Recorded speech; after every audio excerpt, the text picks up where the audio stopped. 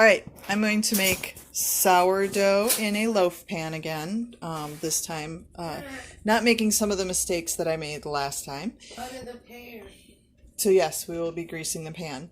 So all you need for this is warm water, salt, flour, and your sourdough starter. I'm going to put in a generous 1/3 cup of sourdough starter, 3/4 teaspoon of salt, and about a cup of water, and then enough flour to make a nice relaxed dough. Okay, so I've got my sourdough starter in here, and I'm going to add the water. I'll mix those up first, then I'll add a little bit of the flour, and then the salt. I like to make sure that the sourdough has had a chance to interact a little with the flour before I start adding the salt. Okay, so now I'm going to add some flour.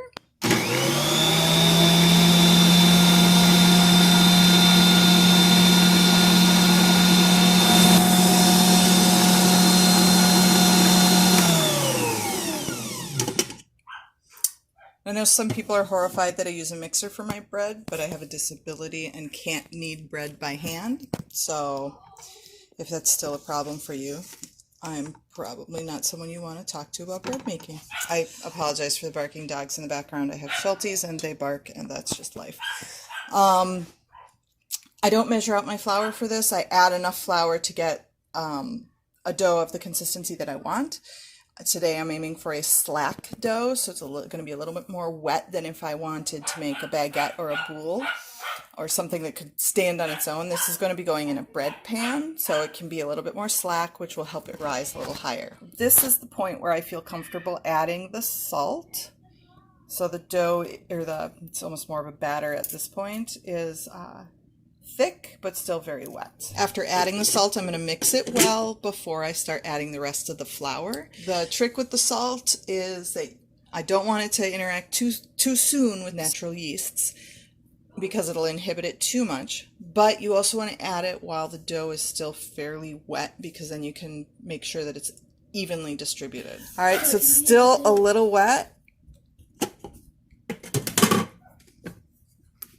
Little bit sticky, but it's not super sticky. It's not sticking to me, so this is probably about what I'm looking for. I'm going to finish kneading it, put it in a lightly oiled bowl. All right, here's the point where I'm at. The dough is still very sticky, but again, not sticking to me, and it forms into a nice ball, mostly cleaning the sides of the bowl. So if you're trying to determine whether you've kneaded it enough, this would be a good point to stop if you're using a machine. One of the things that I found about bread in general is that it's pretty forgiving. You can under knead it and it'll still turn out. It might need a longer rise, but it'll still turn out. Over kneading is a problem because that damages the structure and it won't rise real well. You'll end up with kind of a very dense loaf. So I'm going to take this out of here and put it in my oiled bowl. Cover it with a damp tea towel. This particular tea towel came from my great aunt, so I like to use it for things like this because it reminds me of her. And then I'm going to put it in an out-of-the-way place to rise for a while. And for a while, that could be a couple hours, half the day. It depends on when I get to it. So it's been a couple of hours, and there is my dough. Pretty squishy, pretty slack, and I'm going to prepare it for putting into a pan for its next rise, because I would like to be able to use this for dinner tonight. I have greased my loaf pan. I'm going to go ahead and put some cornmeal and flour in the bottom, and then I'm going to shape the dough a little bit, or punch it down really. It's not so much shaping at this point. I use a coarse cornmeal, throw a little of that in the bottom. And put in some flour. Do I have permission to say bread? You can say bread if you like, yes. Bread! Okay, so that's nice and ready, hopefully in focus.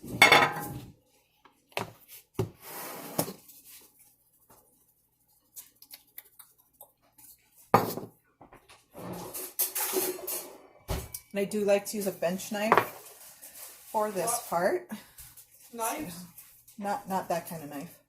Okay, where can I find the waffle bag? Look in the drawer where the bags live. Oh dang, you're smart. Yeah, I know.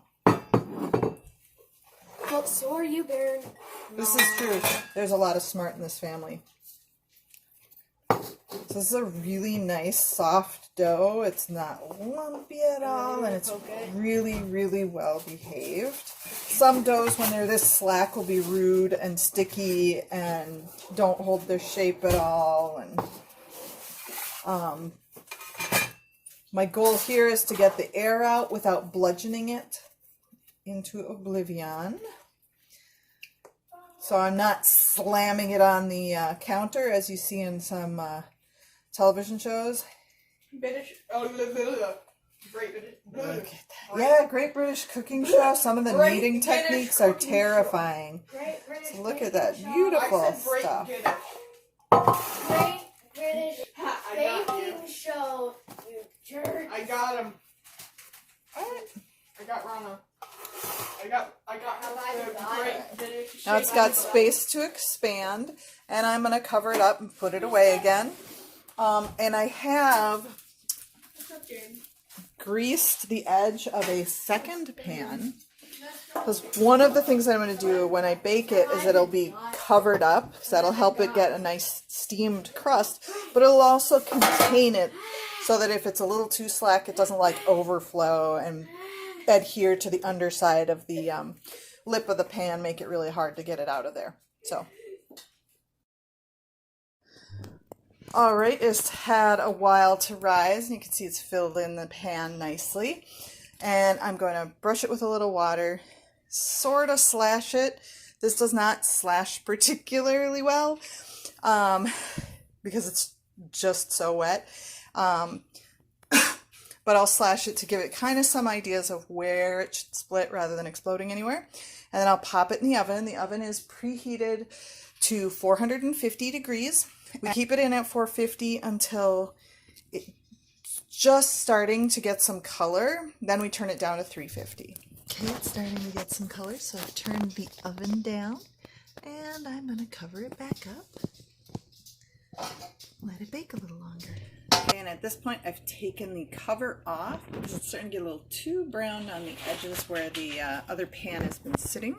And I want the rest of it to get nice and brown. And it looks like it had a really nice rise this time. Isn't that lovely? All right, now to see if it's done. Okay, so it's looking pretty good. Oh, and it comes out really nice. Knock, knock. Who's there? Sounds lovely.